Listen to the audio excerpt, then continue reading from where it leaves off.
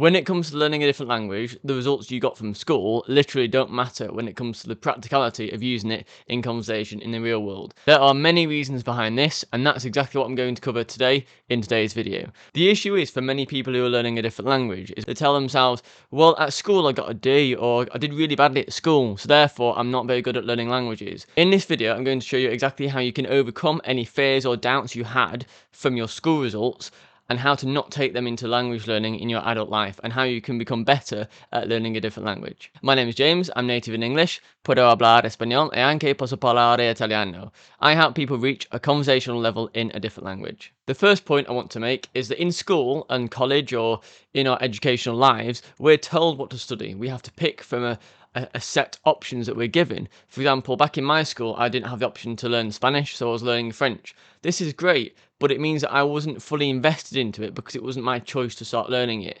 Anything that you're told to learn or asked to learn in school or college isn't something that you're absolutely passionate about. It could be if you're good at it, but in general, we tend to find our passions outside of school or outside of things that we try that may not necessarily be on the school curriculum. So that means if you're asked or forced to or encouraged to learn something right from the get-go, you're less likely to put everything into it because you're doing it because you have to get a certain exam result rather than it's your passion and you actually want to learn the language itself. I found when I was at school and I was studying French, I didn't really like it because I couldn't see the practical uses of using it because I was in England learning French that way. However, when I did my Erasmus year in Spain, I understood that, wow, I can communicate with Spanish people, make friends and have fun and socialise by learning Spanish. And through this, I found that I enjoyed language learning from this point onwards. I didn't know that at school. So that's the first point. If you're interested in something, then naturally you'll want to learn it. Nobody can stop you, in actual fact. There's so much content online now that if you want to learn anything, you can do and nobody can stop you. Whereas if you're asked or told to learn it, or you have to learn something to pass a certain grade to reach the next level of your education, then that internal motivation isn't going to be there. And that's what you need to have the consistency and to be able to continue for a long period of time with language learning. So bear in mind that your school results for a certain language that you were studying might not have been great because you didn't choose to study that language. You were asked to or forced to in that sense. So with that said, your results might not have been as good as if you'd started of your own accord because you were generally interested in doing that language in your spare time. The next point I want to cover is the method of learning. On that note, many people find it hard to find the time to learn a new language. So I've created a free 3-day language learning email course where you'll learn exactly how to learn a language if you're a busy person. There's a link down below to check it out. So in schools, they have a classroom of say 20 or 30, depending on your school, and the aim is to teach or introduce the language to as many people at once in the most efficient way, given the limitations in resources. So by resources, I mean the teacher's time and the money and the materials available. So it would be nice to have a one-on-one lesson a few times a week in school, but schools simply can't afford that through no fault of their own. It's just the way governments are set up with the education system. With that in mind, everybody has a different way of learning a different language. A lot of people prefer to chat and have a conversation and practice the language that way and make mistakes. However, in school, if you make a mistake, then you're graded negatively. You're told off essentially for that. But with language learning, it's essential to make mistakes because you can't progress otherwise. You can't try because you're scared of failing. And that mentality comes at a young age at school. But it's not the school's fault. They have to measure your progress in some way, and they have to put numbers and stats next to each student to measure if they're getting on well with their French or Spanish classes. So it's hard for them to measure that without using a number, but then you can be really bad at writing and get a low number, and that might discourage you. So the way that schools teach you isn't optimal for each person. It's not as tailored as it needs to be. For example, I have a friend who's dyslexic, and dyslexic people struggle to read and write oftentimes. However, when it came to speaking, he was very, very talkative, and he excelled massively in his level of Spanish in a very short period of time because he was simply not scared of speaking and trying different ways of saying things. And that way he excelled in speaking and listening and in conversation, but then on paper he was really bad and failed his exams. So I'd look at that as a win, because if he wanted to learn Spanish for a conversation, to speak with people and make friends, then he's done incredibly well. However, in school on paper he might have failed because he couldn't read or write properly. We all have different ways of learning things. It's not just for languages, but for anything really. And a part of it, massive part of it, is failure.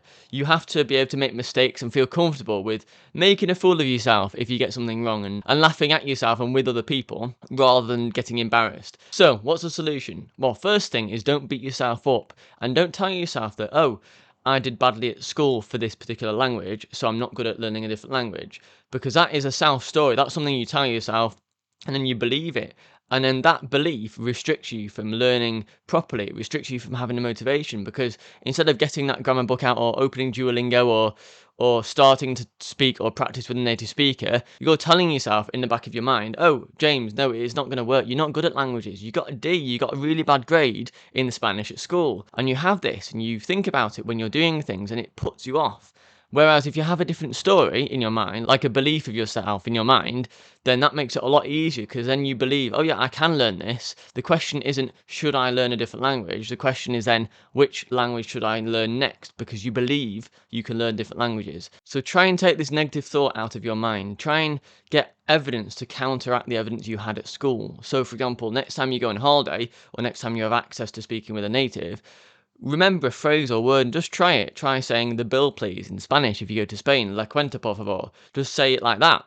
And then you will get a response, and the waiter or waitress will go, oh yeah, I'll bring it to you. And that will make you feel really good, and you'll think, wait a minute, I didn't think I could learn Spanish because I did really badly at school. However, I learned that phrase and I spoke in Spanish and they understood me. That feels really good. And it overwrites the message that I can't learn a different language because I've just learnt something and said it, even if it's one phrase at a time. The next point I want to mention, still on the subject of what's the solution, is that you should pick what you find fun about language learning. So, at school, it's in general, you had to write out sentences, you had to read and write quite a lot because that's how they assessed you. That's a big portion of how you assessed at school. However, if you prefer speaking or you're chatty or talkative with people, then you might want to attend a language exchange, or you might want to take one-to-one lessons or a group course online or something. If you prefer to learn that way and it's more fun for you, then do that. Try to avoid any language learning activities that you don't enjoy, because it won't feel good for you. And in order to continue doing it for the long term, it has to feel good. You have to enjoy it and feel good about it.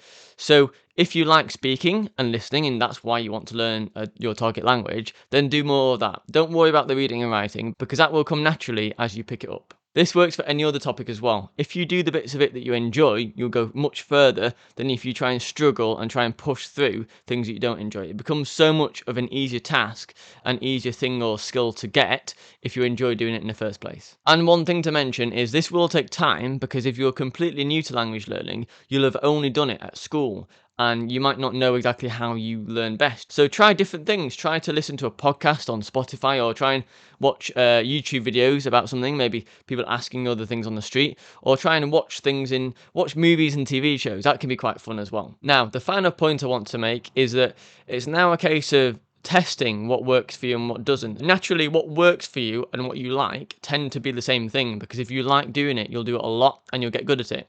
So when it comes to language learning, find out what works for you out of all the methods and stick with that. So that's it. Thanks for watching this video. If you enjoyed it, please give it a like, and feel free to subscribe if you like this kind of content, and it helps me massively in terms of growing this channel. And feel free to leave a comment below in terms of your experience when it came to language learning at school compared to real life. Thanks for listening, and see you later.